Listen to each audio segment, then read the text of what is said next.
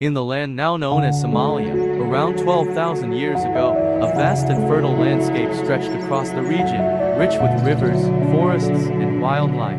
The people of that ancient time lived in harmony with nature, relying on the gifts of the land and the sea.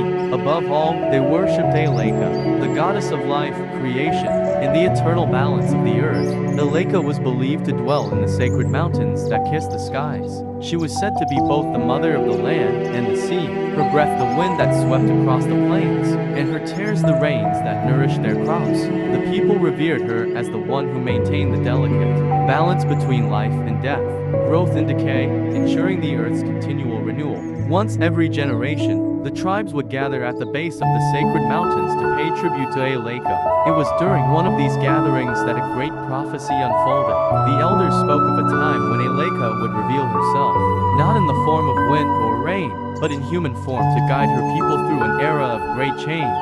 As the tribes gathered, a terrible drought struck the land. Rivers dried up, crops withered, and famine loomed. The people prayed to Eleka day and night, but the skies remained empty, the earth cracked and dry.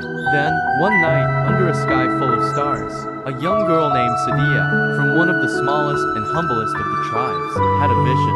In her dream, Eleka appeared to her, not as a towering goddess, but as a kind woman with skin like the dark earth and eyes like the shining sea. Eleka told Sadia that the drought was not a punishment but a test. The people had taken too much from the land without giving back, disrupting the balance. Eleka instructed Sadia to climb the sacred mountain alone and plant a single seed from the last remaining harvest. If she did this with a pure heart, it would signal to the goddess that her people were ready to restore the balance. The next morning, Sadia shared her vision with the elders. Though some doubted her, the desperation of the times convinced them to allow her to go. With nothing but the seed and her determination, Sadia climbed the sacred mountain. For days, she journeyed, facing harsh winds and treacherous cliffs.